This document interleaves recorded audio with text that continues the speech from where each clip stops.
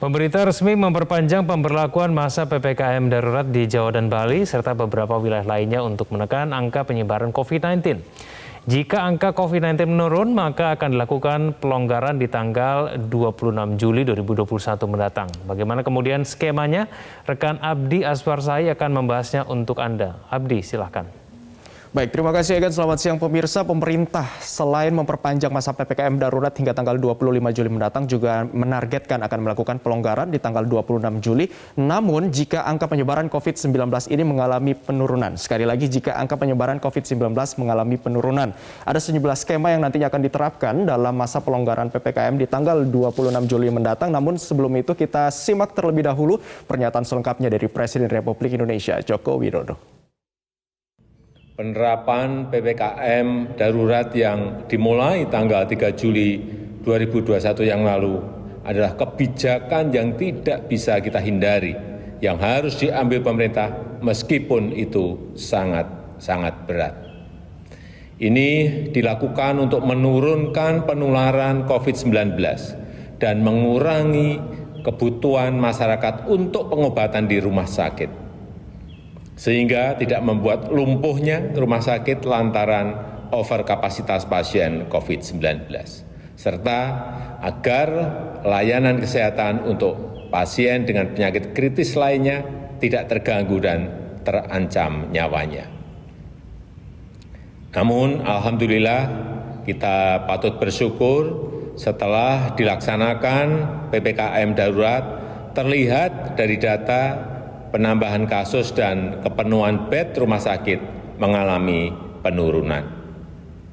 Kita selalu memantau, memahami dinamika di lapangan, dan juga mendengar suara-suara masyarakat yang terdampak dari PPKM. Karena itu, jika tren kasus terus mengalami penurunan, maka tanggal 26 Juli 2021 pemerintah akan melakukan pembukaan secara bertahap. Baik, pemirsa, kita akan melihat di grafis berikutnya dari pernyataan Presiden Joko Widodo tadi bahwa pemerintah akan melakukan pembukaan ataupun pelonggaran dalam masa PPKM darurat ini secara bertahap jika angka penyebaran COVID-19 mengalami penurunan.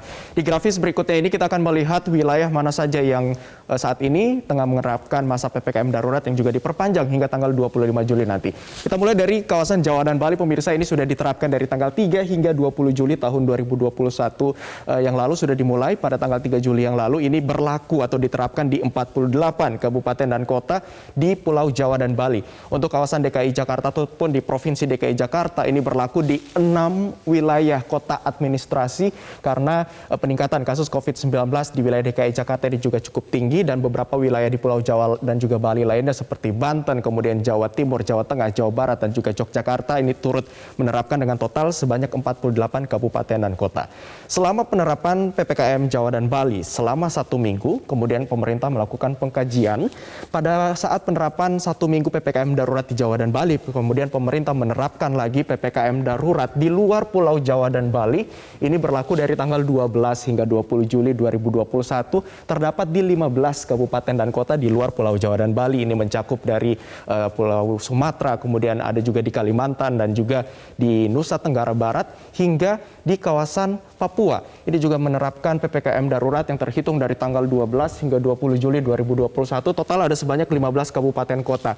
Dari wilayah-wilayah yang menerapkan PPKM darurat ini dengan level assessment level 4 dengan beberapa pembatasan sosial secara ketat yang juga sudah diatur skemanya pada saat masa pemberlakuan pembatasan kegiatan masyarakat.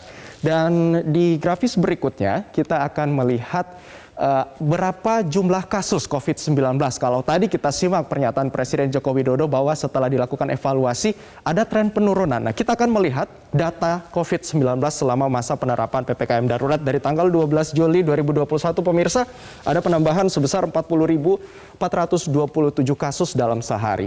Kemudian keesokan harinya di tanggal 13 ini meningkat 47.899. Hari keesoknya tanggal 14 Juli ini meningkat dan pecah rekor di angka 54.517. Ini pencatatan rekor dalam kasus COVID-19 sehari. Kemudian tanggal 15 ini meningkat lagi di angka 56.757. Di tanggal 16 Juli ini ada penurunan sedikit namun masih ada di area 54.000 pemirsa. Kemudian di tanggal 17 masih di angka 50.000, tepatnya 51.952. Namun di tanggal 18 menurun di angka 44.721, di tanggal 19 menurun di 34.000, di tanggal 20 kemarin ini ada kenaikan sedikit, namun masih secara tren ini masih menurun di angka 38.325. Dari penurunan kasus di tanggal 20 jika kita bandingkan ya dari tanggal 12 ini kemudian sempat pecah rekor di angka 56.000. Ini juga dikatakan bahwa ada penurunan dari segi testing. Nah, kita akan melihat ada beberapa kemungkinan di grafis berikutnya yang melatar belakangi turunannya jumlah spesimen yang diperiksa. Ini pertama kapasitas testing yang memang menurun di setiap akhir pekan sebagai akibat dari liburnya beberapa laboratorium. Kemudian kedua ada kemungkinan penundaan pengiriman data dari laboratorium ke sistem data pemerintah. Kita akan lihat pernyataan selengkapnya dari Wiku Adhisa Smito, juru bicara Satgas Penanganan COVID-19. Kemarin yang mengatakan ada beberapa kemungkinan yang menyebabkan penurunan jumlah spesimen yang diperiksa seperti testing di akhir pekan ataupun delay input yang berasal dari laboratorium ke dalam sistem data.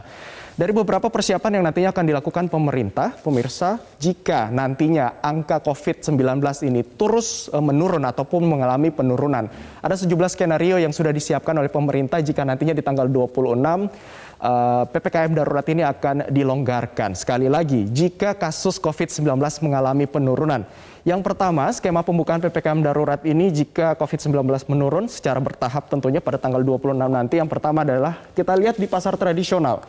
Untuk pasar tradisional yang menjual kebutuhan pokok ini dapat beroperasi hingga pukul 20 atau pada pukul 8 malam. Kemudian kapasitasnya pengunjungnya 50%, sedangkan untuk pasar tradisional non kebutuhan pokok dapat beroperasi pukul 15 waktu Indonesia Barat atau pukul 3 sore dengan kapasitas pengunjung 50% dan juga pembatasan sosial dan juga penerapan protokol kesehatan ketat dengan pengaturan dari Pemda. Sementara untuk usaha kecil seperti beberapa kebutuhan dari pedagang kaki lima, toko kelontong, tempat penjualan voucher dan macam-macam lainnya, bengkel ini dapat beroperasi hingga pukul 21.00 tentunya dengan pengaturan oleh Pemda setempat.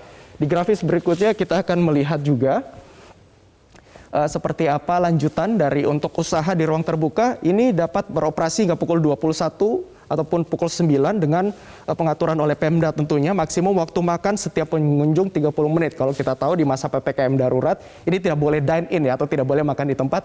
Namun pada saat nanti dibuka ketika angka COVID menurun ini dapat pengunjung dapat makan dengan maksimal waktu 30 menit setiap pengunjung. Kemudian untuk sektor esensial dan kritikal pemerintah maupun swasta terkait dengan penerapan protokol perjalanan ini akan dijelaskan secara terpisah. Nah, di grafis berikutnya kita akan melihat apa saja bantuan-bantuan yang diberikan oleh pemerintah dalam penanganan COVID-19 ini.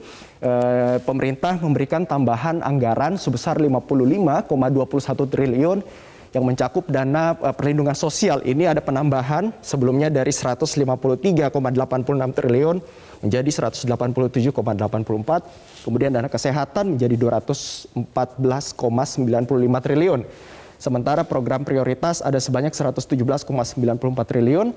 Insentif usaha yang mencakup untuk UMKM. Ini juga diberikan insentif sebesar 62,83 triliun, tidak ada penambahan. Sementara selain dari penambahan anggaran, pemerintah juga memberikan bantuan kepada masyarakat yang sedang menjalani isolasi mandiri berupa bentuk paket obat gratis untuk OTG. Sebelumnya pemerintah memberikan 600.000 bantuan, namun ini ditargetkan menjadi 2 juta paket obat untuk masyarakat yang bantuan yang diberikan kepada masyarakat dalam penanganan COVID-19.